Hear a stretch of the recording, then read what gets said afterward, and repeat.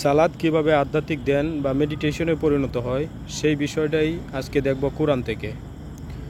বর্তমান সমাজে অনেক মানুষ মানসিক প্রশান্তির জন্যে মাইন্ড ট্রেনিং নিচ্ছেন বা মেডিটেশনে অংশগ্রহণ করছেন।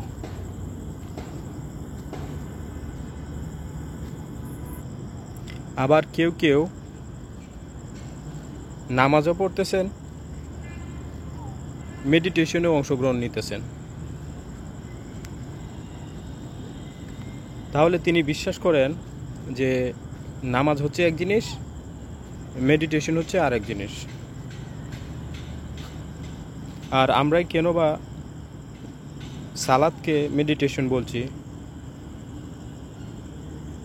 সেই বিষয়টা আজকে আমরা কোরআন থেকে দেখব। তো এই বিষয়টা আলোচনা করব কোরআনের 2টি আয়াত থেকে। এই বিষয়ে কোরআনে আরও অনেক আয়াত আছে, কিন্তু আমরা সালাত সিরিজের আলোচনা এখানেই শেষ করেছিলাম 4 নম্বর সূরা 43 নম্বর আয়াতে। তো আবার এখান থেকে শুরু করছি।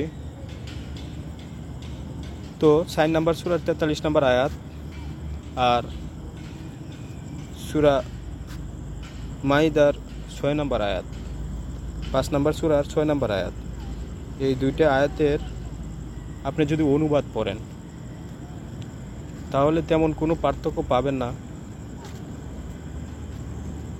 কিন্তু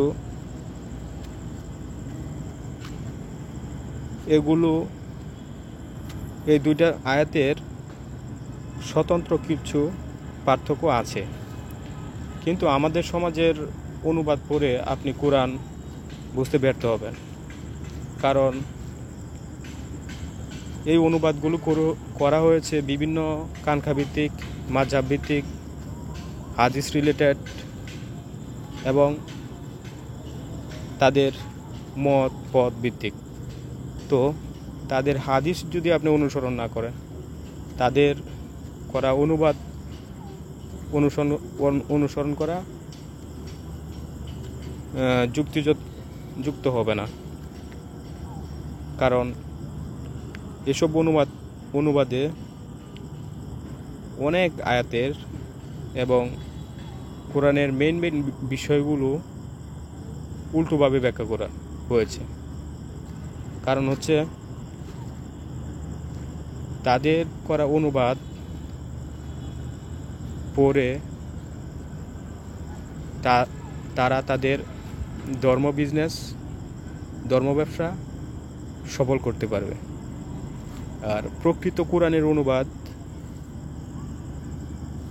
যদি তারা করে, তাহলে অনেকাংশেই তাদের ধর্ম ব্যবসা বিলুপ্ত হয়ে যাবে। তাহলে এসব বিষয়ে কথা না বলে আমরা চলুন সালাতকে কেন মেডিটেশন বলছি সেই বিষয়টা আলোচনা করি। 4 নম্বর সূরা 43 নম্বর আয়াত, এটা হচ্ছে সেই মেডিটেশন যে মেডিটেশনের শিক্ষা হচ্ছে ক্ষমা প্রার্থনার শিক্ষা। এই আয়াতের মেডিটেশনের শিক্ষা হচ্ছে রবের কাছে ক্ষমা প্রার্থনা করা। আর 5 নম্বর সূরার 6 নম্বর আয়াতের ধ্যান বা মেডিটেশন হচ্ছে রবের কৃতজ্ঞতা প্রকাশ করা। এই 2টা আয়াতের প্রধান পার্থক্য আমরা পেলাম, একটা হচ্ছে ক্ষমা প্রার্থনার আর একটা হচ্ছে কৃতজ্ঞতা প্রকাশের। তাহলে আমরা সালাতকে কেন মেডিটেশন বা ধ্যান বলছি, এই বিষয়টা বুঝতে হলে আমাদের 4 নম্বর সূরার 43 নম্বর আয়াতের প্রথম শব্দটা বুঝতে হবে। এখানে প্রথম শব্দটা মানে হচ্ছে তাকরাবু শব্দটা। এখানে বলা হয়েছে রব্বি আউযু বিকা মিন হামাযাতি শায়াতিন ইয়া আইয়ুহাল্লাযীনা আমানু লা তাকরাবুস সালাতা। যে লা তাকরাবু, এটার বাংলা অনুবাদ করা হয়েছে তোমরা কাছে যেও না সলাতের। সলাতের কাছে যেও না। তাকরব অর্থ তারা করেছে কাছে, কিন্তু আমরা দেখব কোরআন থেকে যে তাকরাবু অর্থ কি। আপনি যদি তাকরাবু শব্দটা দিয়ে কোরআনে সার্চ করেন তাহলে আপনি দেখবেন 2 নম্বর সূরার 43 নম্বর আয়াতের শব্দ আল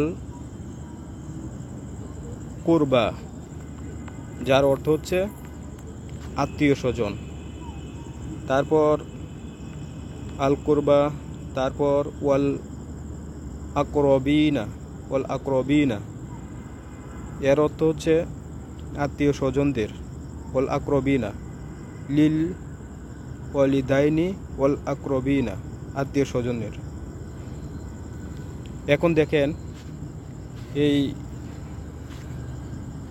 আকরবা বা তাকরবা, করব বা কারিব, এই শব্দগুলোর যে অর্থ তা আমরা কোরআন থেকেই পেলাম যে আত্মীয় স্বজন। ঠিক আছে, এখন 2 নম্বর সূরার 186 নম্বর আয়াতটা দেখেন, যেখানে বলা হয়েছে ওয়াইজা জাআলাকা ইবাদি আন্নি। ওয়াইজা যখন জাআলাকা তোমাকে প্রশ্ন করে, ইবাদি আমার ইবাদগুলি, আন্নি আমার সম্পর্কে, ফা ইন্নি নিশ্চয়ই আমি করিবের বাংলা করেছে তারা নিকটেই, কিন্তু এই নিকটে কিন্তু করিবের আসল মর্মার্থ প্রকাশ করে না। করিবের আসল মর্মার্থ প্রকাশ করবে, করিবের আসল বা করিব বা করব শব্দটা যেখান থেকে আসছে বা করব শব্দের মূল অর্থ কী তা অনুসন্ধান করার মাধ্যমে, এবং তা যদি অনুসন্ধান করে আপনি বের করতে পারেন তখনই এর সঠিক অর্থ বুঝতে পারবেন। যেমন ওয়াল আকরবাইনি অর্থ হচ্ছে আত্মীয় স্বজন। এখন এই যে আত্মীয় স্বজন বলতে আমরা কি বুঝি? বাংলা আত্মীয় শব্দটা আসছে বা বাংলা আত্মীয় শব্দটার বাবার্থ হচ্ছে যার সাথে আপনার আত্মার সম্পর্ক জড়িত বা যার সাথে আপনার আত্মার সম্পর্ক আছে, সেরকম লোককে আত্মীয় বলা হয়। এখন হতে পারে একটা মানুষ আপনার রক্তের সম্পর্ক বা তার সাথে আপনার রক্তের সম্পর্ক আছে, কিন্তু সে যে আপনার আত্মীয় বিষয়টা তেমন নয়। বা আবার উল্টো হতে পারে যে একজন মানুষ, তার সাথে আপনার কোনো রক্তের সম্পর্ক নাই, কিন্তু সে আপনার অনেক প্রিয়, অনেক আত্মার সম্পর্ক তার সাথে, সে কিন্তু আত্মীয়। আর স্বজন শব্দটার বাবার্থ হচ্ছে স্বজন, মানে স্বধর্মীয়, স্ববৈশিষ্ট্য। এটার অর্থ হলো যে আপনার স্বজন তারাই যারা আপনার মতো, আপনার বৈশিষ্ট্য বা আপনার স্বভাব বা আপনি যে বৈশিষ্ট্যের বা আপনি যে স্বভাবের, তারাও একই স্বভাব বা একই বৈশিষ্ট্যের, বা আপনার কি প্রয়োজন বা আপনার কি দরকার তারা তা জানে বা বুঝে, তাদেরকে আত্মীয় বা স্বজন বলা হয়। তাহলে দেখেন, যার সাথে আপনার বৈশিষ্ট্য মিলে বা যার সাথে আপনার একটা আত্মার কানেকশন আছে তাকে আত্মীয় বলা হয়। তো এই শব্দটার, করিব শব্দটার মধ্যে রয়েছে সেই অর্থ। এখন ফাইনি করিব, যে এখানে আমরা একটা আল্লাহর গুণ পাই যে আল্লাহ বলছেন। আরেকটা বিষয় দেখেন, ওয়াইজা জাআলাকা ইবাদি, ওয়াইজা সাআলাকা ইবাদি, সাআলাকা শব্দটা যখনই আসে তখনই কিন্তু পরে বলা হয় যে কুলু, তুমি বলো, কিন্তু এখানে কিন্তু কুলু শব্দ নাই। এখানে আল্লাহ নিজেই উত্তর দিচ্ছেন। যখন আমার বান্দারা তোমার কাছে জিজ্ঞাসা করে বা প্রশ্ন করে যে আল্লাহ কোথায় বা আল্লাহ সম্পর্কে, তখন সাথে সাথে আল্লাহ উত্তর দিচ্ছেন ফা ইন্নি করিব, ফা নিশ্চয় বা এত ইন্নি নিশ্চয় করিব, ইন্নি নিশ্চয় আমি, করিব তোমার আত্মাতেই বা তোমার স্বভাবেই। তাহলে রব হচ্ছে আমাদের আত্মাতেই বা স্বভাবেই। ফাইন্নি করিব অর্থ হচ্ছে এরকম। তাহলে এখানে লা তাকরবু সলা, তাকরবু মানে ধ্যানমগ্ন হওয়া, আধ্যাত্মিক ধ্যানমগ্ন হওয়া। তকরবু মানে আধ্যাত্মিক ধ্যানমগ্ন হওয়া। লা তাকরবু সলা, সলাতে ধ্যানমগ্ন হও না, আধ্যাত্মিক ধ্যানমগ্ন হও না। ও আংতুম সুকারা। এখন এই আধ্যাত্মিক ধ্যানমগ্ন কী কী অবস্থায় হওয়া যাবে না তার কিছু কন্ডিশন নিচে দেওয়া হয়েছে, এবং সেই কন্ডিশনগুলো এখন ব্যাখ্যা করব। এবং সেই কন্ডিশনগুলো যদি আপনি অ্যানালাইসিস করতে পারেন, তখনই আপনি বুঝবেন যে সলাটটা আসলে একটা মেডিটেশন, এবং উচ্চতর মেডিটেশন। এবং এই সলাটটা মেডিটেশন এমন একটা মেডিটেশন যা আপনার মনকে কন্ট্রোল করে। এখন বলবো কি কি সমস্যা থাকলে সলাতে আত্মনিবেদন করা যাবে না। সুকারা, আমার মার্ক করা চিহ্নিত শব্দগুলো দেখুন। যেমন সলাতে না যাওয়ার বা সলাতে আত্মনিবেদন না করার কয়েকটা কন্ডিশন, শর্ত। তার মধ্যে হচ্ছে সুকারা। সুকারা হচ্ছে এমন একটা জিনিস যেটা হচ্ছে অজ্ঞতাজনিত সমস্যা। তারপরে হচ্ছে জুনুবান। জুনুবান, জুনুবান কি পরে বলতেছি। তারপরে হচ্ছে মারুদোয়া। মারুদোয়া হচ্ছে অসুস্থতা। অসুস্থতা হচ্ছে শারীরিক সমস্যা। সাফারা, সাফারিন। সাফারিন হচ্ছে ব্যস্ততা, ব্যস্ততাজনিত সমস্যা। আর মারুদন, মারুদ হচ্ছে অসুস্থতাজনিত সমস্যা। সাফারিন হচ্ছে ব্যস্ততাজনিত সমস্যা। ব্যস্ততা বিভিন্ন ধরনের ব্যস্ত। তারপর হচ্ছে গইতিন হচ্ছে প্রস্রাব পায়খানার ব্যাগ বা এ জাতীয় কোনো সমস্যা। প্রস্রাব পায়খানা থেকে আসলে বা প্রস্রাব পায়খানার ব্যাগ নিয়ে। তারপর হচ্ছে লা মাস্তুহুন নিসা, লা মাস্তুহুন নিসা, নিসা এবং নিসার সাথে মাসা করা। এটা একটা কি সমস্যা?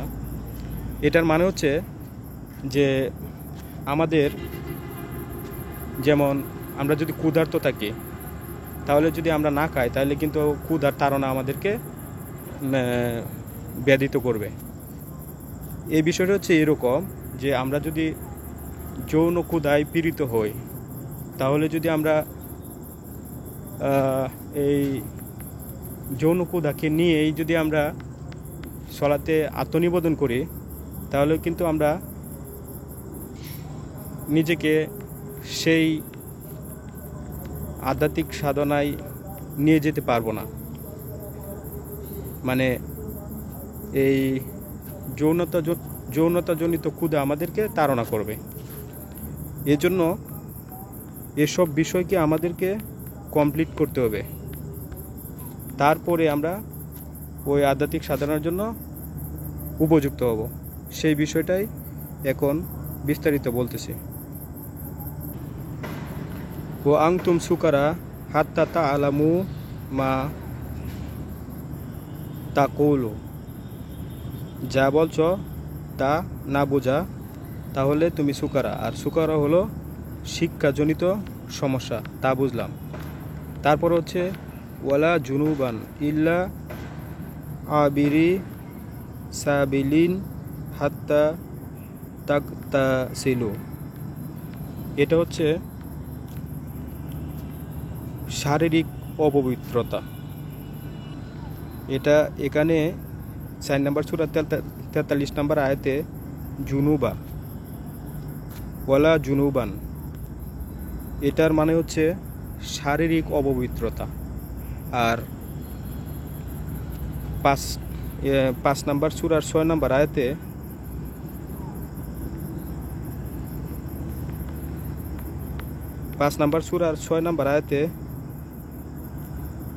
এটার মানে হচ্ছে মানসিক।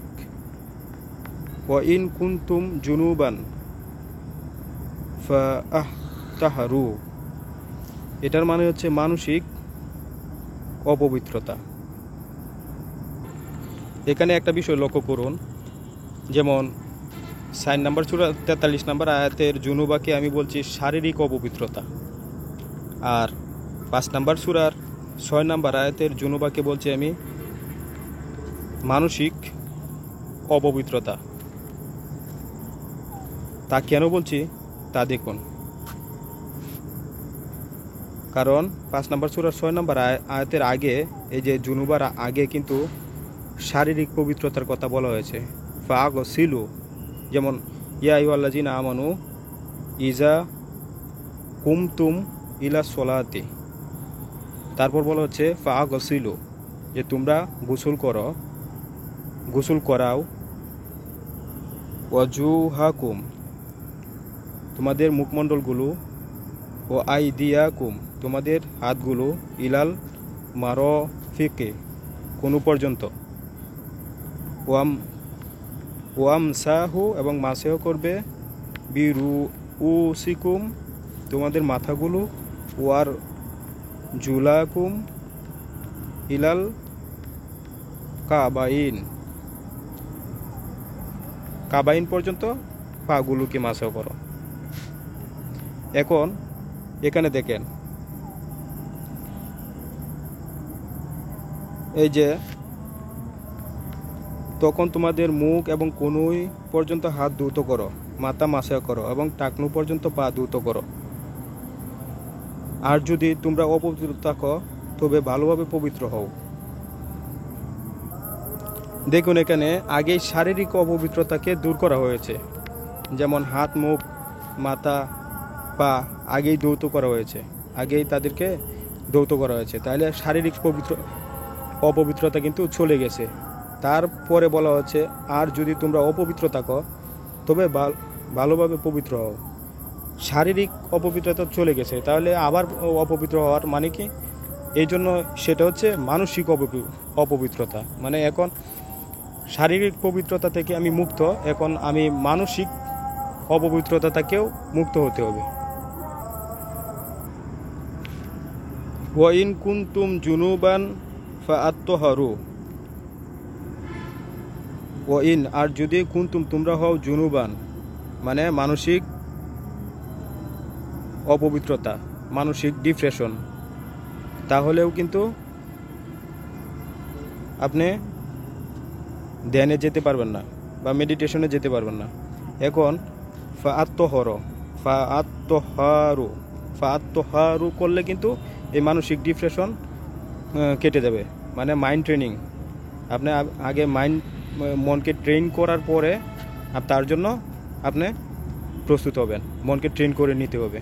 যেমন আরও এটা বুঝতে পারবেন পরে, ও ইন কুনতুম মারদা, যেমন অসুস্থ, আর যদি অসুস্থ হও, যেমন অসুস্থতা হচ্ছে একটা খারাপ গুণ, এই শারীরিক অসুস্থতা, হ্যাঁ, অসুস্থতা হচ্ছে শারীরিক অসুস্থতা, এটা হচ্ছে একটা খারাপ গুণ, তাহলেও কিন্তু আপনি এই মেডিটেশনের জন্য উপযুক্ত না। সেম জুনুবান, সেটাও হচ্ছে মানসিক অসুস্থতা, সেটা থাকলেও কিন্তু আপনি মেডিটেশনের জন্য বা সলাতের জন্য উপযুক্ত না। আবার আরেকটা কারণ হচ্ছে আও আলা সাফারিন, যদি আপনি ব্যস্ত থাকেন বা সফরে থাকেন। আরেকটা কারণ হচ্ছে আও জা আহাদুম মিনকুম মিনাল গয়িতি, যে গয়িতি, যদি আপনি মলমূত্র ত্যাগ করেন বা মলমূত্রর চাপ নিয়ে সলাতে যান, তাহলে কিন্তু সলাত হবে না। হ্যাঁ, আপনি মলমূত্র থেকে আসলে তা পরিষ্কার করতে হবে শারীরিকভাবে। আবার যদি মলমূত্রর চাপ থাকে তাহলে তা থেকে আগে নিবারণ করতে হবে নিজেকে। তারপর আও লামাস তুমুন নিসাই, মানে এটা হচ্ছে আপনার যৌন আকাঙ্ক্ষা, আপনার যৌন আকাঙ্ক্ষা থেকে বা যৌন কর্ম, ঠিক আছে, আপনি যদি যৌন কর্ম থেকেও আসেন তাহলেও শারীরিকভাবে পবিত্রতা অর্জন করতে হবে। আর যদি এটার আকাঙ্ক্ষা থাকে তাহলেও কিন্তু আপনি সলাতের জন্য উপযুক্ত না। এখন দেখব আমরা মনকে কিভাবে পবিত্র করবেন, জুনুবা কিভাবে দূর করবেন। জুনুবান হচ্ছে তোহারু, মানে তোহারা হচ্ছে একটা ভালো গুণ, তোহারার বিপরীত গুণ হচ্ছে জুনুবান। তাহলে তোহারা কী জিনিস সেই জিনিসটা আগে আমাদেরকে জানতে হবে। যেমন আপনি যদি অসুস্থ হন তাহলে সলাতের জন্য উপযুক্ত না। আপনি যখন সুস্থতা অর্জন করবেন তখনই কিন্তু সলাতের জন্য উপযুক্ত, বা সলাতের জন্য প্রস্তুত, বা মাইন্ড ট্রেনিংয়ের জন্য প্রস্তুত, বা মেডিটেশনের জন্য প্রস্তুত। আপনি সাফারিন থাকলেও কিন্তু আপনি প্রস্তুত না। সাফারিন মানে ব্যস্ততা, সফর, বিভিন্ন ধরনের ব্যস্ততা, ঠিক আছে। গয়িতি মানে আপনার শারীরিক সমস্যা, তো বললামই। তাহলে এখন আমরা দেখি যে জুনুবা কিভাবে দূর করে, যে ফা আত্মহেরু বা তহেরু কি তার ব্যাখ্যা আমরা কোরআন থেকেই দেখব। 25 নম্বর সূরার 48 নম্বর আয়াত, সেখানে বলা আছে মা আন তহুরন মানে বিশুদ্ধ পানি। তহুরান অর্থ অনেক জায়গায় আছে, আপনি কোরআনে সার্চ করে দেখতে পারেন।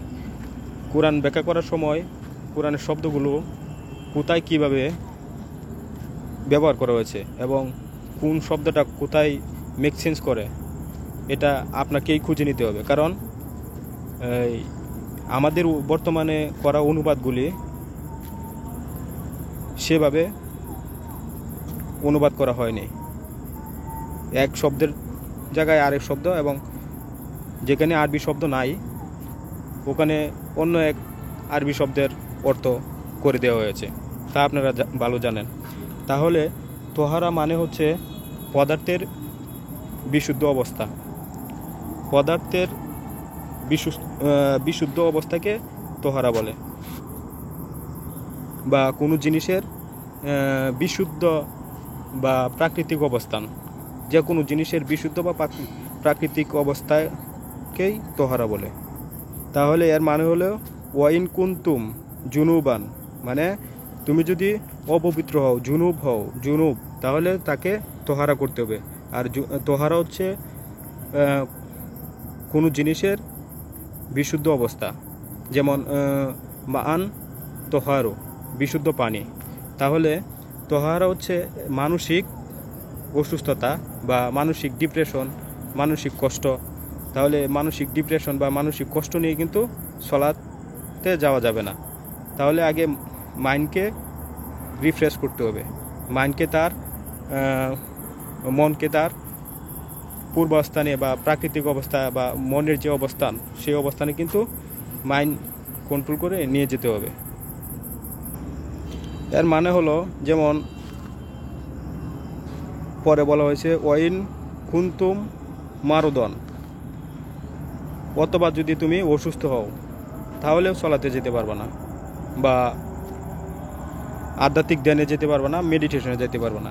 এখন আপনি যদি অসুস্থ হন তাহলে আপনার কি করতে হবে? অসুস্থ হলে আপনি ডাক্তার দেখাতে হবে বা ডাক্তারের কাছে যেতে হবে এবং প্রেসক্রিপশন অনুযায়ী চিকিৎসা নিতে হবে। তদ্রূপ অসুস্থতা হচ্ছে শারীরিক সমস্যা, আর জুনুবা হচ্ছে মানসিক অসুস্থতা।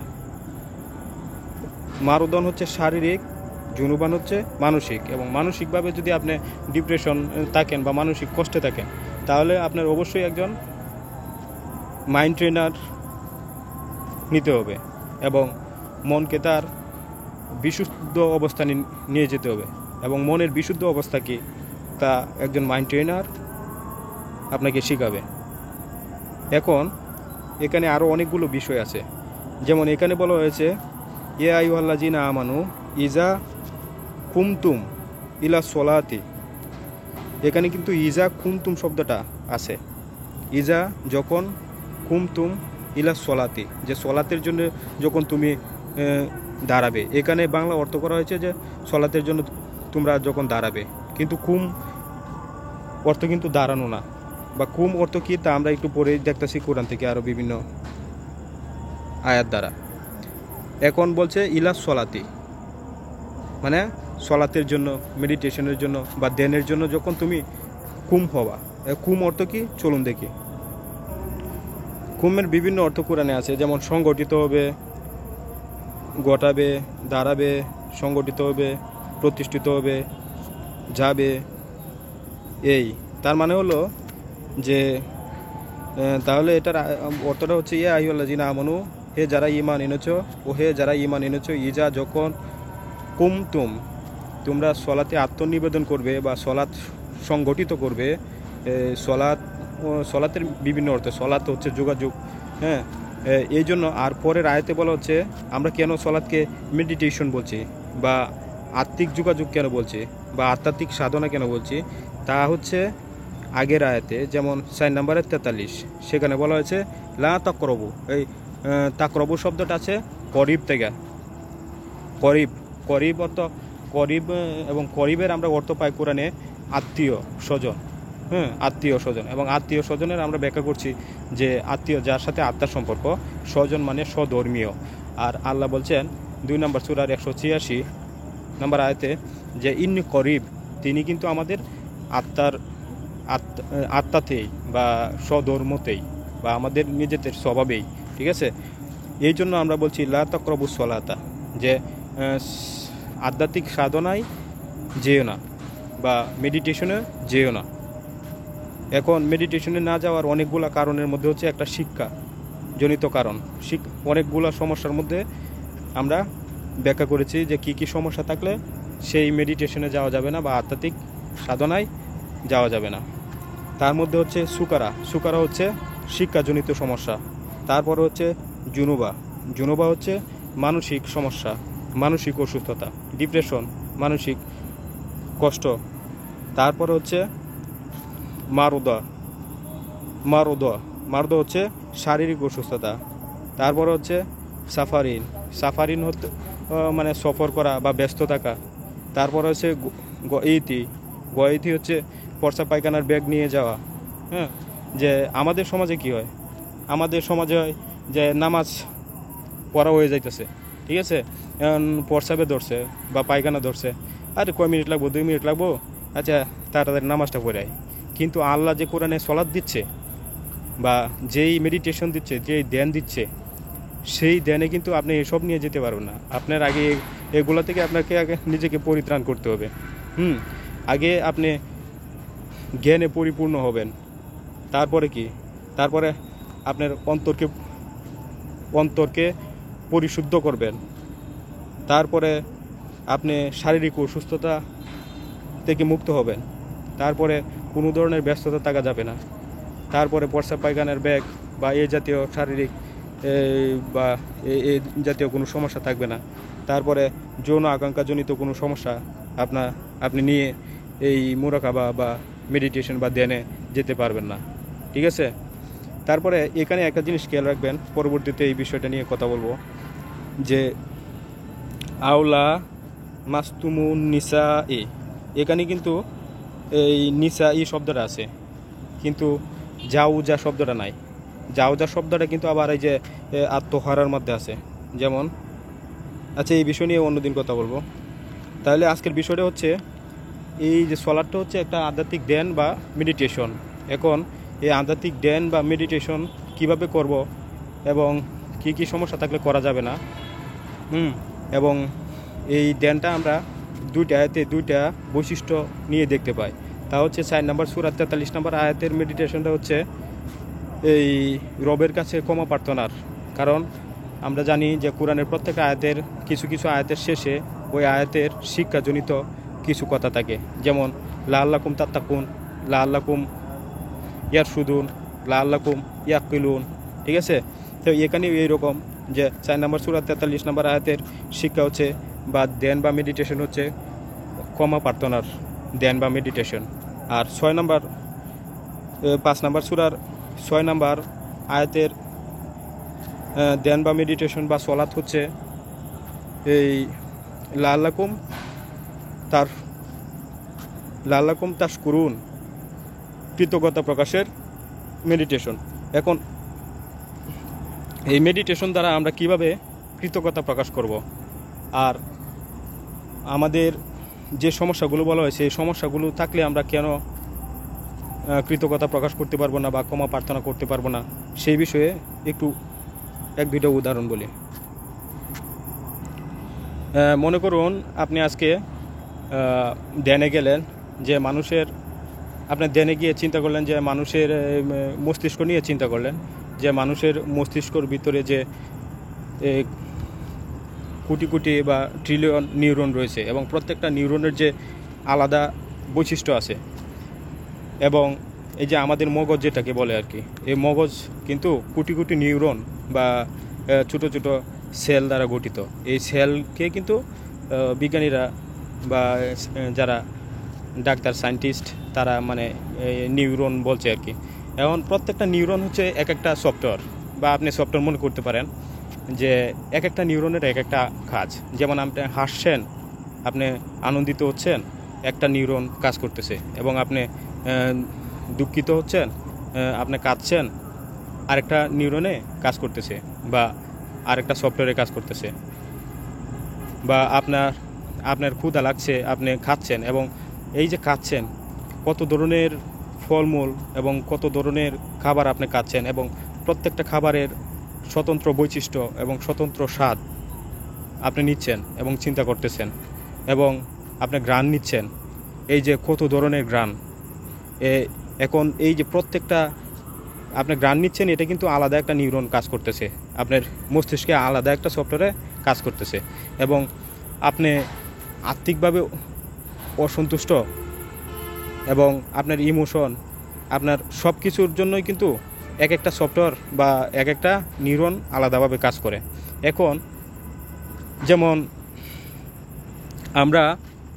আরেকটা বিষয় বলি, যেমন আমরা যখন ক্ষুধার্ত থাকি, তাহলে এটা কিন্তু আমাদের শারীরিক ক্ষুধা। এই ক্ষুধা যখন আমরা খাবার খাবো তখন কিন্তু এটা নিবারণ হবে। কিন্তু আমরা যখন যৌন ক্ষুধার্ত থাকি তখন কিন্তু এটা যৌন ক্ষুধা। আর যখন আমরা ইন্টিমেট করব তখন কিন্তু এটা নিবারণ হবে। কিন্তু আমরা যখন আত্মিক ক্ষুধায় থাকি তখন কিন্তু ওই ক্ষুধা নিবারণের একমাত্র পথ হচ্ছে ভালোবাসা, রবের সান্নিধ্য। ঠিক আছে? এবং আমি যে বিষয়টা বোঝাতে চাচ্ছি সেই বিষয়টা হচ্ছে প্রত্যেকটা বিষয়ের আলাদা আলাদা কিন্তু এই দিক আছে। যেমন আপনি দেখতেছেন চোখ আলাদা একটা সফটওয়্যার, আলাদা একটা নিউরন কাজ করে। আপনি অনেক সুন্দর সুন্দর দৃশ্য দেখতেছেন, এবং প্রত্যেকটা কালার, প্রত্যেকটা গাছের পাতা, প্রত্যেকটা প্রাণী আলাদা আলাদা বৈশিষ্ট্যের, এবং আপনি যে জ্ঞান নিচ্ছেন, এবং প্রত্যেকটা বিষয়ই কিন্তু আলাদা আলাদা জিনিস। এখন আমাদের যে মানসিক কষ্ট, এটা কিন্তু অন্য একটা কষ্ট, এবং এই কষ্টটা পরিত্রাণ করার জন্য অন্য একটা বিষয় আছে। সেই বিষয়টা কোরআনের মূল, বা সেই বিষয়টা নিয়ে আমরা অন্যদিন কথা বলবো। এখন কথা হচ্ছে যে আপনি যদি এই বিষয়ে না জানেন, যে আপনি আজকে মুরাকাবা করবেন বা সলাতে যাবেন, ধ্যান করবেন বা এই মেডিটেশন করবেন, এখন আপনি কি নিয়ে চিন্তা করবেন? এবং এই সৃষ্টি জগৎ নিয়ে যদি আপনার জ্ঞান না থাকে, আপনি যা ভাবতেছেন সে বিষয়ে যদি আপনার জ্ঞান না থাকে, তাহলে তো আপনি এই সলাতের জন্য, মেডিটেশনের জন্য উপযুক্ত না। আবার আপনি যদি অসুস্থ হন, তাহলে তো আপনি অসুস্থজনিত সমস্যায় ভুগবেন, তাহলে আপনি কিভাবে সুস্থ চিন্তা ভাবনা করবেন? আবার আপনি যদি মানসিক কষ্টে থাকেন, তাহলে তো আপনি সুস্থ চিন্তা ভাবনা করতে পারবেন না। আবার যদি আপনার এই যে প্রস্রাব পায়খানার তাড়না থাকে, বা আপনি যদি ক্ষুধার তাড়না নিয়ে যান, বা আপনি যদি যৌন ক্ষুধার তাড়না নিয়ে যান, এই জন্যই এই সমস্ত বিষয়কে দূর করে, বা এই সমস্ত বিষয়কে পরিত্রাণ করে বা রিমুভ করে তারপরে এই সলাতের কথা বলা হয়েছে, এবং সেই সলাতে যাওয়ার জন্য বলা হয়েছে।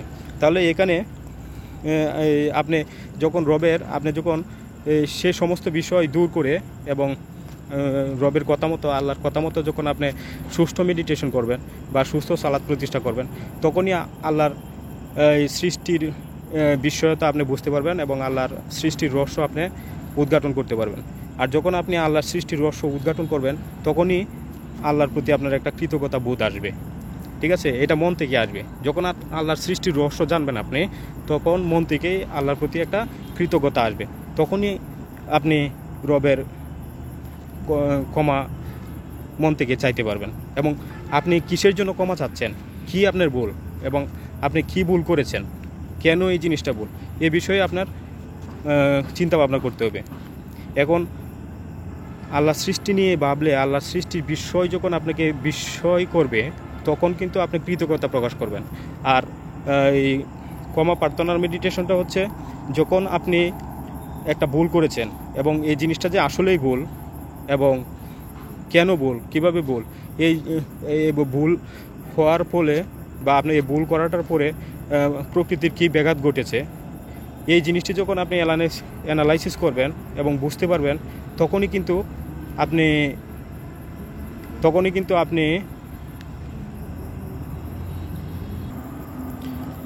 কিন্তু আপনি অনুতপ্ত হবেন এবং কম্প্রোমাইজ করবেন এবং ফিরে আসবেন। আপনার ভুল আপনি বুঝতে পারবেন। এই যে অনুতপ্ত, আপনি যদি আপনার ভুল করেছেন এটা যদি আপনি না বুঝেন এবং এই জিনিসটা যে ভুল তা যদি না বুঝেন, তাহলে কিন্তু আপনার অনুতপ্ততা আসবে না। এরপরেই আপনি রবের কাছে ক্ষমা প্রার্থনা করবেন। তাহলে সম্মানিত শ্রোতা, সবাইকে